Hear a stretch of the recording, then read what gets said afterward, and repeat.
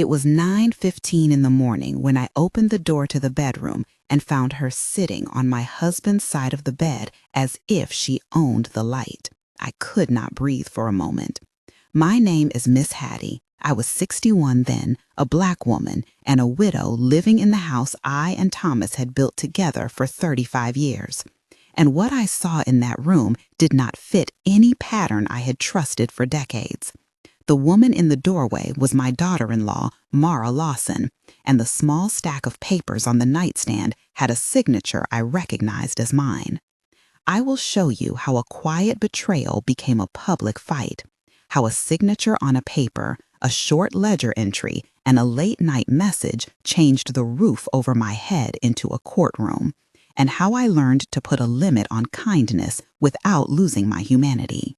Tell me where you are watching from in the comments, city name only please, because hearing where you are makes this feel less like a fight and more like a warning we share with each other. The sheets smelled faintly of lavender and smoke. There was a coffee cup warm on the bedside table, and the light from the street pressed bars of gold against the photo of Thomas on the dresser. My heart felt like a stone, and my hands remembered the grooves of the banister I had climbed with him when we were young. I will start at the day I noticed the messages on Thomas's phone and finish with the day the court stamped its paper, and I decided what to do with the rest of my life. I had always described my life as small and careful. I grew up in a row house near the river, a child with rough fingers from helping my father mend nets, and a head full of impossible plans about going to the city. Childhood smelled of boiled potatoes, coal smoke, and the hymn of the Sunday choir. I learned to count money before I learned to count stars. At 18, I left town with a scholarship and a suitcase patched with decades of travel, and I met Thomas in a lecture hall where he was drawing mathematical curves on the back of an envelope. He had a way of making complex things look simple, and he taught me to see architecture in a cafe menu and symmetry in a garden gate. We married in a small chapel with my mother in a blue dress and Thomas's mother humming under her breath. For 35 years, we built a home, not a house of show, but a place where the kettle was always on, and the light over the sink had a chipped spot where Thomas always leaned.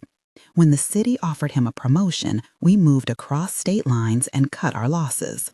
Always careful with the accounts, always signing receipts in black letters. The hardest thing in my life was the loss of Thomas, who died in winter and left me with his cardigan on the back of a chair and his last folded note taped to a cookbook. For 2 years after his funeral, I slept downstairs, under the hum of the old refrigerator, and learned to walk forward in small steps. I never imagined that the kind of trust we had cultivated would be used to dismantle what was left. The backstory is not dramatic in broad strokes, but it is dense with small decisions, notarized forms, and a series of favors I believed were temporary. Those favors became the scaffolding someone else climbed to change a house into a commodity. The first real sign that something was wrong was the text I found on Thomas's phone at night, a message from a number I did not recognize. It asked for an update on the will and thanked him for remembering an old verbal agreement. I read it twice in the lamplight and felt a cold that was not simply loneliness. The next morning, Mara came over claiming she wanted to look through old photo albums to find a dress for a family service. She brought coffee in a travel thermos that smelled of spice and played softly on the stereo a chorus I did not know. I sat on the edge of the sofa and thumbed through albums that smelled like dust and lemon oil. She laughed at a photograph of Thomas holding a fishing rod. She touched the picture with one finger, and the touch left a smudge. Later that day, she suggested we sign a small document with her on behalf of the children so she could apply for a minor grant to renovate the basement. Her voice was smooth as oil. I said yes because helping felt natural. I remember the paper being on the kitchen counter, the sunlight drawing a rectangle across it, and my pen gliding as it had for 30 years across council forms.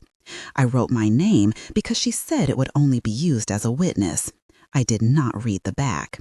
That was my first mistake in a chain that turned ordinary kindness into a legal hazard. The incident that pushed me out of the house arrived like a small parade. They chose Sunday at midday when the street fell quiet and the bakery 2 doors down released a new loaf like a promise. Mara called early and said they were dropping by with the kids to show me the bingo certificates they had won at the community center. My son Aaron came with his teenage daughter Belle and a face that had the fatigue of a man balancing 2 jobs. He smiled, but his eyes were different. He looked at the living room like someone measuring a room to see how much rent it could rent. Bring. The clock hands held at 12 when I heard the clink of plates being stacked in the kitchen and the prayerful hush that comes before a small storm. I was folding a quilt imbued with the smell of lavender and chamomile, and then the doorbell rang. When I opened the door, there were 3 strong men with white gloves carrying a box that held a certificate wrapped in a red ribbon. Mara walked behind them, hair pressed flat, and her smile was a kind of announcement. Aaron announced that we had been offered an arrangement and that the house would be listed under a trust that she would manage for the children. I thought I heard myself laugh, but the sound came out with no warmth. There was a paper on the table, crisp and official looking, and at the top someone had typed our address. My name was on the signature line. I spoke then. My voice shook. I said I had not understood this was a transfer of ownership. Mara's smile narrowed. She said that the original note was a small family agreement and that times had changed and that running a house was no longer feasible for me. The first dialogue was a bombardment, and it lasted too long to feel like a single scene. There were at least 9 strands of exchange that afternoon as people moved between accusations and excuses. I said, "You can't list the house like that." Aaron said, "We are only doing what is best." Mara said, "I have the papers," and that was that. I asked, "Where did these papers come from?" Aaron answered, "From your drawer, next to the bank book." I asked, "Why would my signature be on something transferring ownership?" Mara answered, "You witnessed, not transferred. You signed as a witness in the basement project authorization." I said, "That was a different document." Mara said, "The law will see it as intent." I asked, "Intent to what?" They answered in unison with small voices that did not match their faces, that you agreed to let the children have a future. I said, "Thomas would never have let this happen without me knowing." Aaron said, "Thomas trusted us to take care of his wishes." I said, "Did Thomas write this?" Mara said, "He wrote notes, not these words." I said, "Show me proof." There were murmurs. The sound in the kitchen became a heavy, flat noise, like a dropped metal lid. In the living room, the quilt slipped from my hands and hit the floor with a soft finality. Plates on the table rattled like small angry bells. The scene smelled of boiled cabbage and perfume and the sudden wetness of my own palms. I did not leave immediately. That would have been an admission of defeat. Instead, I started collecting small proofs. I took pictures of the paper on the table with my phone, the same cheap handset I had used for years. The image caught the corner fold where my signature leaned like a question mark. I took a photo of the ledger book where I kept receipts for repairs and garden purchases. I wrote my memory into a notebook, each line a fragile rail. I went to Mr. Chen at the corner store where we bought nails and paint for decades and asked if he remembered signing for any delivery for Mara. Mr. Chen asked me to sit, and he pressed tea into my hands. He said he remembered Mara buying 2 sacks of cement at dusk and paying cash with a large bill. He said the camera at the shop had captured a woman with a low bun and a scarf. He promised to save the footage. Mr. Chen's name belongs on this list of people who mattered because community memory keeps what paperwork can forget. I started to see the pattern of how the house had been shifted step by step. Each small paper seemed innocent until I placed them together like tiles on a table and they spelled a larger plan. At 35% into the story, I ask you again to write where you are watching from, city name only, because your comment is more than curiosity. It becomes a log of solidarity. If this left you with a tight heart, know you are not alone. Have you or someone you loved been surprised by a document that seemed to change everything? Write the city and one word about how it made you feel. Many of you will answer, and your answers will appear like a map of caution.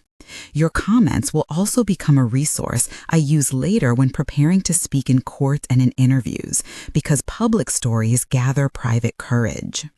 Now I will return to the day the public began to take sides, and to the night when I first sat with a lawyer named Evelyn Grant, whose office smelled of old paper and coffee, and who told me that signatures are anchors in law, and that we would need anchors of our own.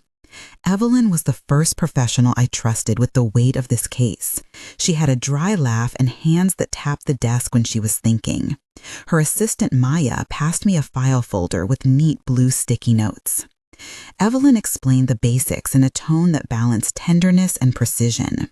She said we needed to verify the signature, collect any witness testimony, pull the bank transactions for the year, and request the footage from Mr. Chen's store. She described in careful words what a court would consider when judging whether a witness signature amounted to transfer of ownership or was merely testimony to a transaction. I wrote every step down. The technical description she gave me of the signature verification process was short and sharp. It required sending a high-resolution image to a certified forensic document analyst who compares pen pressure, stroke rhythm, and ink. Age. The quote she sent for the analysis included scanning at 1200 dpi, ink chromatography, and overlay comparison. The lab would report whether the signature characteristics matched examples from known documents, including our bank forms. This description is technical but simple in its weight. It told me that a signature is not a magic word, but a fingerprint in ink. We scheduled the analysis, and I felt the first flicker of control. The confrontation that followed with my son Aaron and Mara in the kitchen spiraled into a long scene of accusations and denials that tested the limits of relationship. The dialogue that afternoon became a series of 9 to 10 exchanges, and the air tasted like metal. I said, "Why did you take this step without telling me?" Aaron said, "We thought it was best for the family." I said, "The family includes me." Mara said, "You have your pension. You will be fine." I said, "This house is where I keep Thomas's sweater, the recipes, the way he used to fix the light." Aaron said, "Times change." I said, "You were asking me to be grateful for being moved into a smaller room?" Mara said, "It is temporary until the trust is established." I said, "What trust?" She said, "A guardianship for the children's future." I said, "You have no right to decide this alone." Aaron said, "We have to think about security." I said, "Security does not mean erasing me." I could see Belle standing by the doorway, her fingers picking at a seam, her eyes full of something between guilt and fatigue. Her presence made it harder to be cruel. The afternoon stretched. At one point, Belle said, "Grandma, she is only trying to help," and her voice was small. And I felt something splinter inside me at the idea of my granddaughter being taught to justify erasure. That tension lasted and became one of the slow, careful moments of decision where I felt memory and the need to act at once. I spent the following weeks moving between small tasks and large decisions. My routine collapsed like a paper tower, and I had to relearn how to fold simple things into a new shape. I started sleeping in a small room near the study, my things in a box with Thomas's old cufflinks tied in a corner. The smell of the study was cedar and old ink. I learned to make tea in a tiny electric kettle and walk the short path to the bakery for bread. The hum of the central heating felt different between the walls than before. The new routine gave me time to think, to organize, and to collect the items that would become evidence. I gathered receipts, bank statements, photographs with dates marked on the backs, and a small cassette recording my nephew had left me years before that contained Thomas's voice saying the house was for the family, but also that he would never want anyone to be forced out. I took the receipts to a certified accountant named Luis Ortega, who agreed to review transactions and document any irregularities between transfers and unusual cash withdrawals. Lewis worked through nights, his office light a small star through the rain. He prepared a ledger view that linked cash withdrawals to payments made to movers, to storage units rented under a different name, and to a notary fee that appeared suspicious, less because of its amount and more because of its timing. This accounting description is short but precise. It showed gaps and sudden deposits that were inconsistent with Thomas's usual financial behavior. One of the main scenes of escalation was the morning the movers arrived. I had been told it would be a small shift of boxes to the storage unit while the trust was set up. The movers smelled of diesel and sweat. They came with uniforms and a clipboard. In the kitchen, I confronted the foreman, and we had a back and forth that lasted long enough to catalog the faces and the sounds in my head. I said, "What exactly are you taking?" He said, "Furniture and some personal items." I said, "Who hired you?" He said, "The person on the contract." I said, "Can I see the contract?"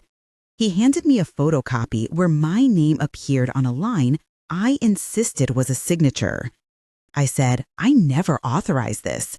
He said, "We have authorization." The ratchet of the hand truck whisked a bookshelf past me, and the sound of wood on wood made me flinch. The tote bag of knitting needles tumbled and rattled like loose bones. A neighbor named Doris came out with her cardigan wrapped tight and shouted that this was wrong and that she would call the police. Doris stood on the sidewalk, flaming red face and a voice that broke like a bell. Her name and reaction mattered later when she became one of the witnesses in court. When I finally took formal steps, I felt both steady and fragile. Evelyn filed for an emergency injunction alleging fraudulent transfer and seeking immediate halt to the disposal of property. The filing was a short legal action, but the implications were heavy. The court required us to produce immediate evidence and to set a hearing within a few weeks. The court paperwork smelled of the courthouse and old glue. In those days, the support of friends mattered. I received calls from a retired teacher, Harold Jenkins, who agreed to testify about the way he had seen me and Thomas together in community events and how Thomas had often spoken about the house remaining in family hands. There was also Leela, the neighbor who owned the bakery, who offered to give us recordings of conversations and a statement about the day Mara purchased cement and asked oddly detailed questions about the basement. Harold and Leela are two among many names who would later appear as witnesses. The hearing felt like stepping into the belly of the city. The courtroom had a polished wooden bench, a row of chairs, and a hung portrait of a stern person whose eyes seemed to judge with a gentle boredom. The judge, a woman named Judge Ramirez, spoke with a voice that cut through the nervousness. She asked each side to present their immediate claims. Evelyn approached with a binder of documents. The opposing attorney, a swaggering man named Peter Cole, wore an immaculate suit and a smile that hid behind teeth. The public gallery smelled vaguely of perfume and takeout. I watched as the sequence of evidence was unfolded with clinical precision. We offered the signature analysis from the forensic lab, which declared that the signature on the transfer document carried characteristics inconsistent with my known signatures, including pen pressure and stroke order. The lab report was clear and compact in its language and included overlays and time-stamped ink analysis. The report confirmed our suspicion that the ink on the document was not of the same age as the paper and that the pen strokes were inconsistent with the pressure I used when signing bank checks. The technical description of the forensic process is necessary here. It outlines that experts compared the questioned signature to exemplars from our bank records, measured stroke angles, and used stereo microscopy to detect hesitations and retouches indicative of simulation. The lab's conclusion added weight to our request for a temporary restraining order preventing the transfer until a full hearing. The testimony from neighbors and the store owner added local color and weight. Mr. Chen came with his small legal pad and a printout from his surveillance camera showing a figure in the shop that matched Mara's description, buying a large bill and handing it over in cash.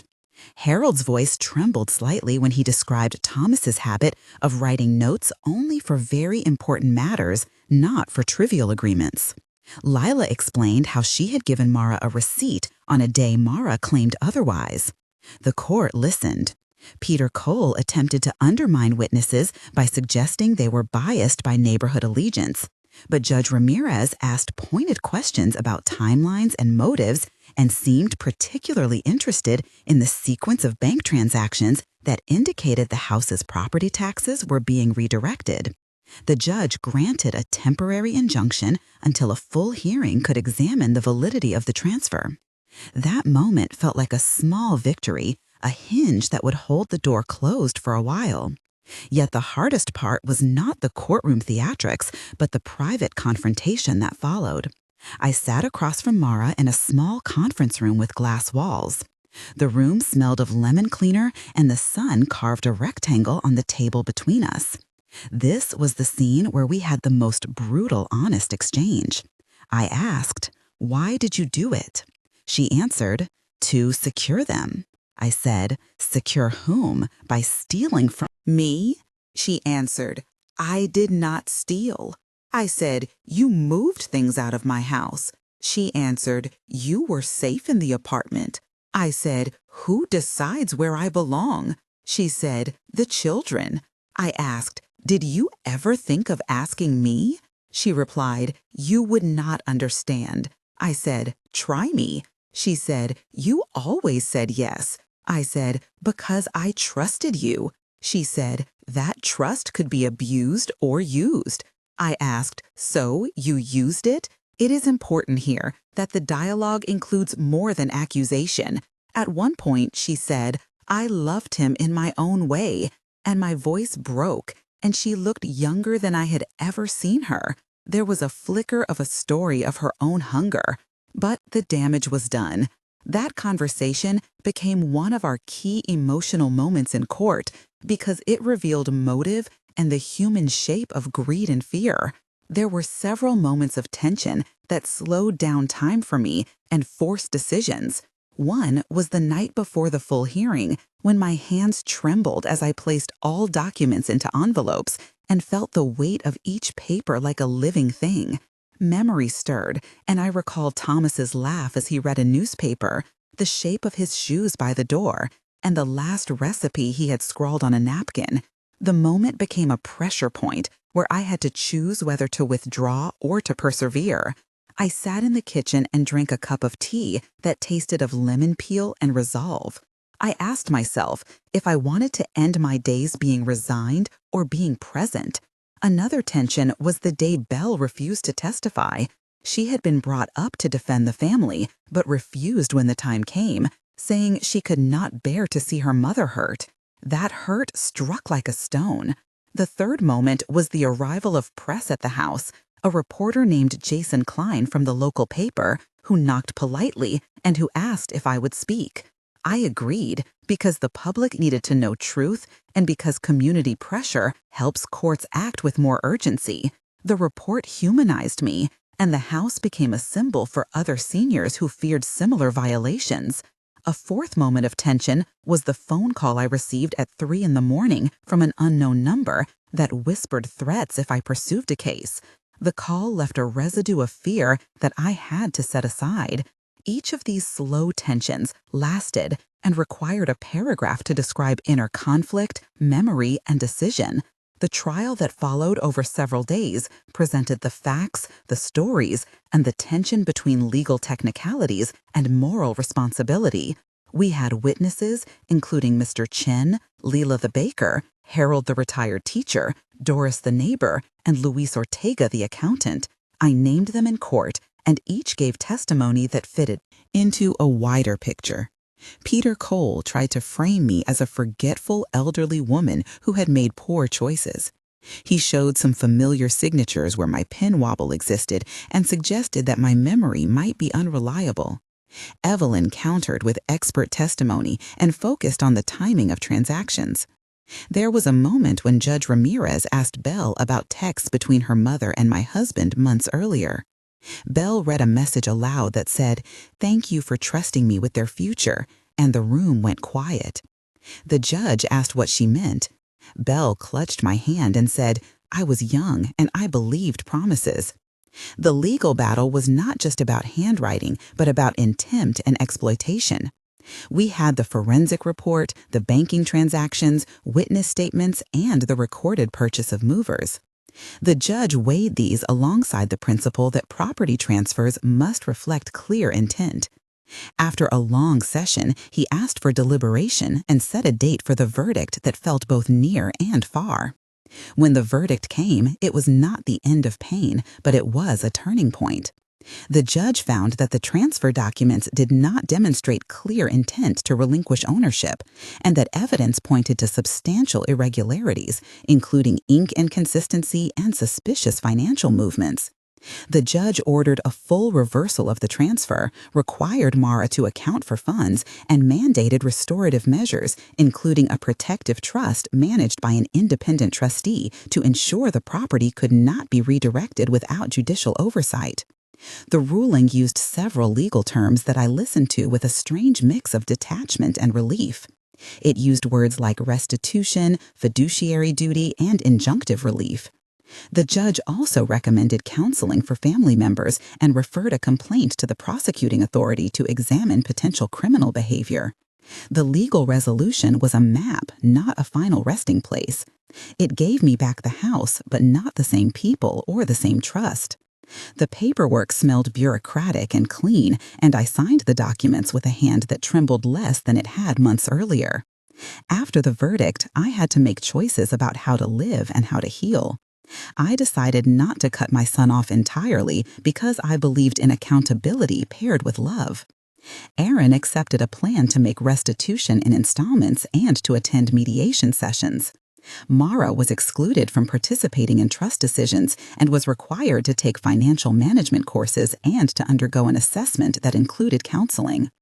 Belle spent a long time in private therapy, and later we had a difficult but honest conversation in which she apologized while still trying to reconcile her loyalty to her mother. The decisions were practical. I created a simple trust to protect the house and a small legacy fund for the grandchildren's education held by an independent trustee named Caroline Reed, who had the quiet competence of a person who keeps ledgers like hymnals. Creating the trust required several technical steps, including notarization, filing with the county clerk, and creating a provision that a trustee must obtain court approval for any sale. The description of this process is technical and precise. It required drafting clauses about fiduciary responsibility, beneficiary distribution percentages, and contingency plans should a beneficiary be incapacitated. This set of actions felt like sewing armor into the fabric of ordinary life. The epilogue begins 1 month after the verdict. 1 month later, I found myself sitting on the front steps with a cup of tea and watching Belle skate in the driveway. The air had a salt edge from a distant river, and the morning smelled of cards and fresh paint. The trust had been set with Caroline named as trustee, and the house was quiet in a new way. I had accepted a small suite of rooms in the house as a compromise for privacy, and there were boxes with Thomas's sweaters folded in their place. I had started a small weekly class at the community center teaching basic bookkeeping to older neighbors who had been wary of digital banking. The class was modest, 10 chairs and a whiteboard with a marker that squeaked. The community responded with slow gratitude, and a neighbor named Anita came with a pie and sat for the lesson, her hands always moving like a clock. I found my mornings a little softer, and the idea of coffee tasted less like duty and more like ritual. 3 months later, I had a different rhythm. The trust had been updated to include a clause allowing me to designate an advisory committee if family tensions resurfaced. I had put together a small neighborhood watch called Hands Together that aimed to teach older residents how to keep documents in order and how to verify signatures. The group met at Leela's bakery, where cinnamon filled the air and where Leela offered free scones as a reason to gather. We had 5 regular volunteers, including Mr. Chen and Harold, and a young lawyer from a local pro bono office who came to give short talks. The group had already helped one woman in our block spot a suspicious contract intended to move a small inherited plot of land to a caretaker without consent. The campaign felt like reclaiming power. I wrote a short pamphlet about recognizing coercive transfers and had it printed at a neighborhood shop. The pamphlet was a small sheet, but it carried the weight of many people's caution. 6 months later, life had rearranged itself into a quieter beauty. The house felt like the house again. I planted a small hedgerow of lavender and rosemary where Thomas used to keep his tools. The flowers were still small, but their scent stitched the morning. Belle came over more often, bringing soup and awkward jokes. Aaron had made the first installment of restitution and was enrolled in a program that taught him responsible fiscal habits, and he apologized in a letter that read like a confession and a promise. Mara had moved away and had been ordered to attend monitoring and counseling. The trust had prevented any rash sales and had created a buffer of protection. I had started a small counseling group for neighbors who had been taken advantage of, and together with Caroline, we set up a microfund to help those who could not afford legal advice. The fund was modest, but it made a difference when a woman needed to file a simple injunction. The 6-month scene ended with me sitting at the kitchen table, Thomas's photograph beside a cup of tea, and a feeling like a measured breath. I felt resilient, not because the world had changed, but because I had chosen systems to safeguard myself and others. Throughout the process, several names recur because people are the lifelines in such struggles. Evelyn Grant, the lawyer, Maya, her assistant, Luis Ortega, the accountant, Mr. Chen, the shop owner, Lila, the baker, Harold Jenkins, the retired teacher, Doris, the neighbor who raised her voice, Caroline Reed, the trustee, Jason Klein, the reporter, and Peter Cole, the opposing attorney. Each played a part in the story that altered the course of the case. Evelyn walked me into court and taught me to speak with calm. Maya prepared the stacks of evidence that smelled of photocopy toner and midnight coffee. Luis charted the money flows and drew graphs I could read. Mr. Chen provided surveillance footage. Lila offered community reach and food. Harold gave character testimony. Doris stood on the sidewalk and refused to let men move furniture without witnesses. Caroline provided the legal architecture for long-term protection. Jason covered the story in a way that invited community empathy. Even Peter Cole, with his polished shoes, forced us to sharpen our factual record. There were technical moments that demanded precision. The signature analysis I mentioned included overlay comparison at 1200 dpi, ink age testing by thin layer chromatography, and a stereo microscope inspection to detect retraced lines and pressure differences. The financial analysis isolated 15 transactions over a 3-month period that correlated with moving expenses, storage rental, and unaccounted withdrawals. The legal process required an emergency motion for injunctive relief and later a full civil hearing on alleged fraud. These descriptions are compact but necessary because they show how several independent disciplines converge to reveal truth. By the time the court finally closed the file, I had learned several lessons about kindness and limits. I kept my voice calm and my boundaries clear. I learned to turn down requests that lacked documentation and to ask for receipts when favors asked for signatures. I learned to listen to neighbors when they said something felt off and to keep copies of important documents in a safe deposit box rather than a drawer. I also learned to build community resources. We could no longer rely only on family to police each other. If you have been moved by this story and you want to help, the simplest thing is to write the city you are watching from in the comments and one word about how this affected you. That small contribution helps us all map out where these problems happen and how common they are. If you value verified stories with documents and clear steps for protection, consider subscribing and sharing. We will continue to bring accounts with evidence and practical guidance on how to avoid similar situations. For those in need, local legal aid and community centers can often offer pro bono consultations and workshops about document safety. In closing, I will say that the piece of paper that nearly took my home taught me about the limits of generosity and the importance of legal armor. The court returned my house and a measure of restoration, but the true gift was learning to protect myself and my neighbors with systems rather than blind trust. I reclaimed not only my address, but my right to say no.